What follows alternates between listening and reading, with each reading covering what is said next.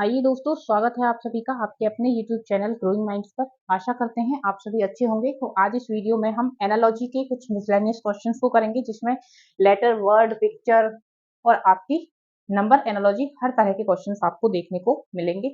किस तरह से क्वेश्चन अटेम्प्ट करने होते हैं ये हम लास्ट वीडियोस में देख चुके हैं। तो देखिए, पहला क्वेश्चन देखिए, आइस, उसके बाद दे रखा है इज टू कोल्डनेस। इसका मतलब है कि आइस जिस तरह से कोल्डनेस से रिलेटेड है, उसी तरह आपकी अर्थ किससे रिलेटेड होगी? वेट से, सी से, ग्रेविटेशन से, या फिर राउंड होगी। ठीक है, देखिए, आइस में क्या होती है आपकी? आइस से क्या आती है आपकी? कोल्डनेस। आइस के अंदर आपकी क्या होती है? कोल्डनेस। उसी तरह अर्थ में क्या होता है आपका? ग्रेविटेशन। क्या होता है आपका?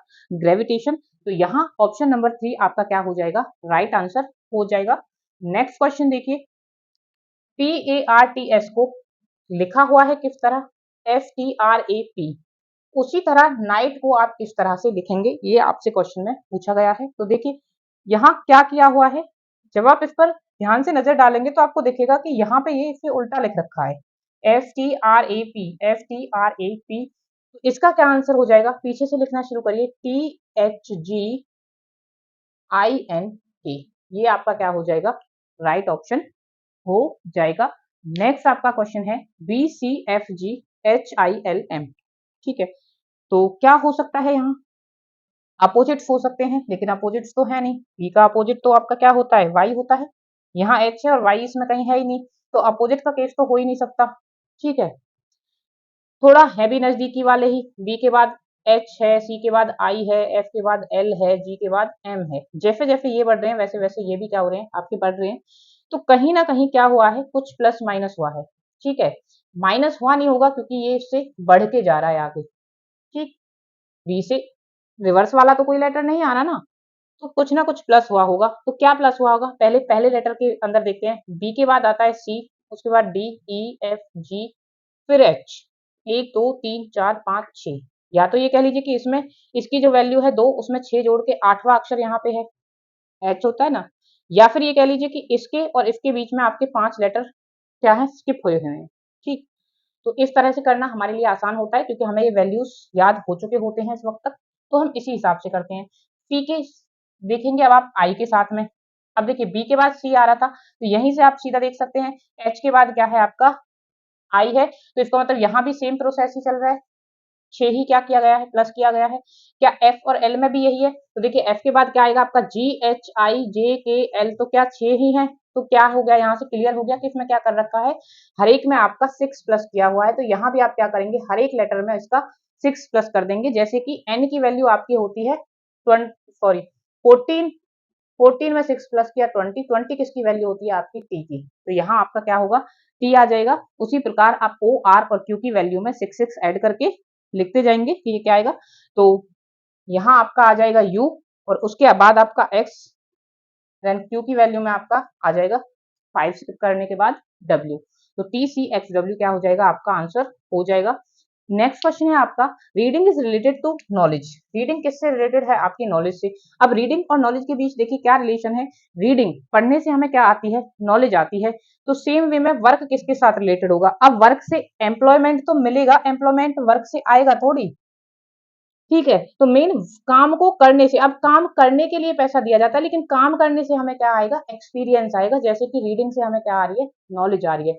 तो एक्सपीरियंस हमारा यहाँ क्या हो जाएगा? आंसर हो जाएगा। तो देखिए, जो ये वाला क्वेश्चन है और क्वेश्चन नंबर 1 है, वो उसमें कुछ खासा फर्क नहीं है। बस आपको यहाँ तो ये एक लाइन बनाकर दे दिया है, एक सेंटेंस बना दिया है। यहाँ सीधा सीधा लिख रखा था। अगर मैं इसे रीडिंग इज टू नॉलेज लिख दूं, फिर प्रोपोर्शनेट वैल्यू करके वर्क इज टू डैश छोड़ दूं, तो भी आपका सेम ही तरीका होगा, सेम ही क्वेश्चन माना जाएगा, सेम अर्थ निकलेगा। बस थोड़ा सा प्रेजेंटेशन का तरीका क्या है यहाँ पे अलग है। देखिए, क्वेश्चन नंबर 5 देखिए, 24 इज टू 572 और फिर दे रखा है 26 इज टू, क्या आपका आएगा? ये आपने देखना है। हमें क्या करना होगा? फाइंड आउट करना होगा 24 और 572 के बीच का रिलेशन। देखिए, एक चीज आपको यहाँ क्लियरली दिखनी चाहिए, इतना कॉन्शियस माइंड आपका इस लेवल पे होना चाहिए। नहीं है तो फिर आप अपना 100% देके या तो इस क्लास में नहीं बैठे हैं, या फिर आपकी उस लेवल की अभी तैयारी नहीं है। ये क्या है आपका? 24 की जो स्क्वायर होती है उसमें कुछ कम है या उसके नियर बाय है, तो कहीं ना कहीं यही दिया होगा। नंबर एनालॉजी में हमें पता है कि अगर आपका प्राइम नहीं है तो फिर स्क्वायर से कुछ हो सकता है, पहले ये चेक करना है। -4 कर रखा है, तो यहाँ आपका 26 की क्या होती है 676, ठीक है, इसमें से -4 करिए 672, तो यहाँ जो आपका आंसर आएगा वो क्या आ जाएगा 672 आपका आंसर हो जाएगा। इसकी स्क्वायर -4, इसकी स्क्वायर -4।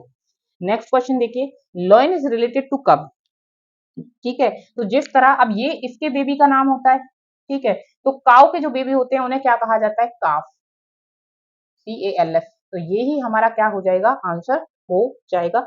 नेक्स्ट क्वेश्चन देखिए, MO को 1315 लिखा जाता है, तो HJ को आपका क्या लिखा जाएगा। अगर आप गौर से देखेंगे तो आप पाएंगे, देखिए अब यहाँ देखना पड़ेगा आपको, थोड़ा सा माइंड लगाना पड़ेगा कि क्या क्या हो सकता है, ठीक है। अगर आप देखें तो 13 M की वैल्यू और 15 O की वैल्यू, यही है ना, तो यही हो रहा है यहाँ पे, तो H की वैल्यू आपकी 8 और J की वैल्यू आपकी 10, तो ये क्या हो जाएगा आपका इस क्वेश्चन का आंसर हो जाएगा। नेक्स्ट देखिए, ABC is equals to 6, then DEF। अब देखिए अगर आप वैल्यू देखें 1 + 2 प्लस में 3, तो हो सकता है कि इनकी जो वैल्यू है उन्हें प्लस करके यहाँ 6 ला रखा हो, ठीक, तो उसके हिसाब से ये 4, ये 5, ये 6, 6 4 आपका 10, 15 आंसर हो जाएगा आपका, ठीक है। मान लीजिए आपको ऑप्शन में 15 नहीं दे रखा, मान लीजिए आपको ऑप्शन में 15 नहीं दे रखा, आपको ऑप्शन दे रखे हैं 144, 92,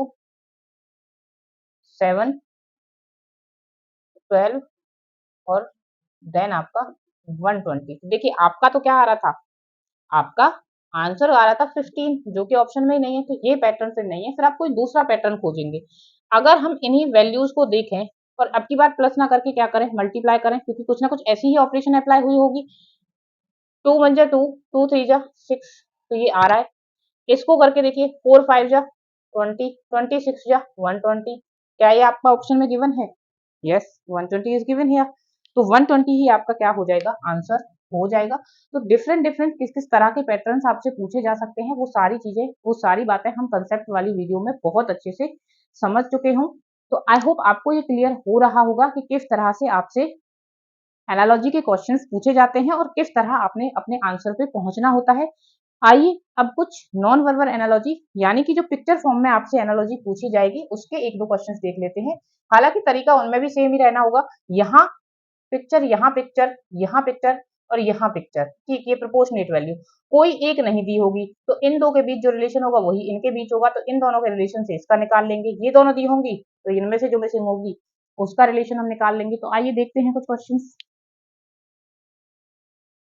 तो देखिए क्वेश्चन नंबर 9 क्या है, आपको एक फिगर दी हुई है, यहाँ आपका एक स्टार है और यहाँ आपका एक ट्रायंगल दिया हुआ है, ये इससे रिलेट करती है किसी वे में, या तो ये इसकी वाटर इमेज हो सकती है, ये इसकी क्या हो सकती है मिरर इमेज हो सकती है, या फिर रेंडमली इन जो ये फिगर इसके अंदर है इनको क्या क्या हो सकता है रोटेट कर हो सकता है किसी पैटर्न में।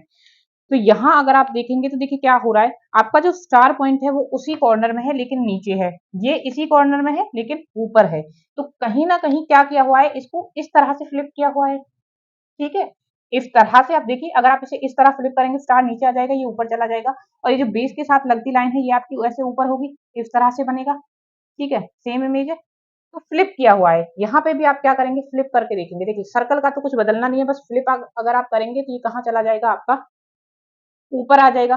पेंटागन का आपको देखना होगा कि जो नोक होगी ना इसकी ऐसे वाली, ठीक है, तो ये जो पॉइंट होगा आपका ये नीचे की तरफ होगा, इस साइड होगा, क्योंकि ये इस बार ऐसे बदल के आएगा, ठीक है। तो जिस भी ऑप्शन में आपका इस तरह से बना के दे रखा होगा वही ऑप्शन आपका क्या हो जाएगा, करेक्ट ऑप्शन हो जाएगा। नेक्स्ट क्वेश्चन देखिए, तो एक मार्क आपको दे रखा है, ये ऐसे ऐसे ऐसे जा रहा है, इसका जो रिलेटेड पिक्चर है उसके अंदर क्या हो रहा है, इसको अ, ये कॉर्नर इसका इधर है, तो ये देखिए ये आपका इस तरह से एक तरह से क्या बन रही है, मिरर इमेज बन रही है, क्या बन रही है आपकी मिरर इमेज बन रही है। अब बना के देख लीजिए, मिरर इमेज का आपको ट्रिक भी करवाया हुआ है, शॉर्ट्स भी पड़े हुए हैं, एक पूरा लॉन्ग वीडियो भी पड़ा हुआ है। तो ये क्या है, इसकी मिरर इमेज है, ये भी क्या होगी इसकी मिरर इमेज होगी, ठीक है, क्या होगी। तो मिरर इमेज किस तरह से बनेगी, अगर आपको नहीं पता लगता है आसानी से तो आप वो वीडियो जाकर देख सकते हैं, आप किसी भी प्रकार की मिरर इमेज को सिर्फ कुछ सेकंड में ही क्या कर सकते हैं, ड्रॉ कर सकते हैं। तो ये आपकी कुछ इस तरह से बनेगी, ऐसे जाएगी, फिर आपका ये नीचे वाला आएगा इधर, फिर ऐसे और फिर आपकी ऐसे, ठीक है, तो ये इक्वल होंगे हालांकि, ऐसे इस तरह से।